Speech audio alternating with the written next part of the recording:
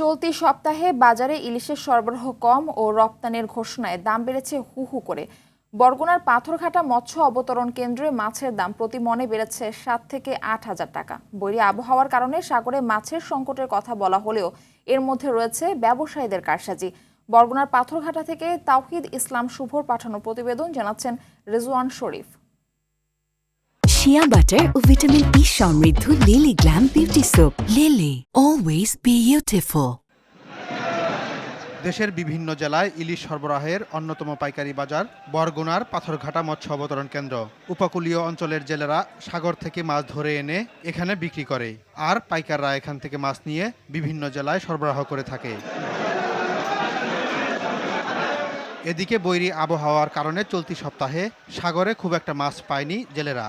এ সংকটের ফলে বাজারে সব রকম ইলিশের দাম বাড়ায় ব্যবসায়ীরা। বর্তমানে প্রতি মণ ইলিশ আকার ও মানভেদে বিক্রি হচ্ছে 55 থেকে 75,000 টাকা। অন্যদিকে ইলিশ রপ্তানির খবরে দাম বাড়ানোর সুযোগ নিচ্ছে অসাধু ব্যবসায়ীরা। ভারতে ইলিশ রপ্তানি করিয়া দাম বাড়াই দিয়েছে। বাংলাদেশের মানুষ এখন পর্যন্ত ইলিশ মাছ খাইতে পারে না।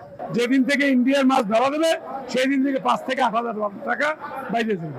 বড় মাছ মাছ ধরা তার থেকে একটু কম, আবার 1 কেজি 200 আপ হইলে আরো বেশি। এখানে অবৈধভাবে মাছটা পাচার হইতেছে ভারতে। এই অবৈধ পাচারের কারণে তার একটা প্রভাব এই মাছ মার্কেটে পড়েছে। লাগামহীন দামের কারণে ইলিশের স্বাদ নিতে পারছে না নিম্ন আয়ের মানুষ। দেশের মানুষের স্বার্থ বিবেচনায় রপ্তানির সিদ্ধান্ত পুনর্বিবেচনার কথা বলেন অনেকে।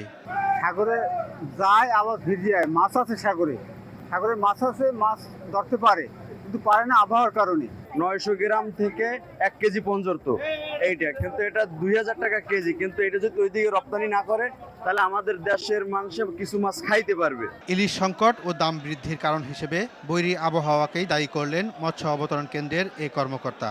বৈরী আবহাওয়ার কারণে জেলেরা সাগরে মাছ ধরতে যেতে পারছে না, তো মাছের সরবরাহ কমে গেছে, ফলে রয়্যালটি টোলের পরিমাণও কমে গেছে এবং ইলিশের সরবরাহ কম হয়, মাছের দামও বৃদ্ধি পেয়েছে। রূপালী ইলিশ যেন দেশের মানুষের কাছে দুষ্প্রাপ্য না হয়ে ওঠে, এমনটাই চাওয়া সবার।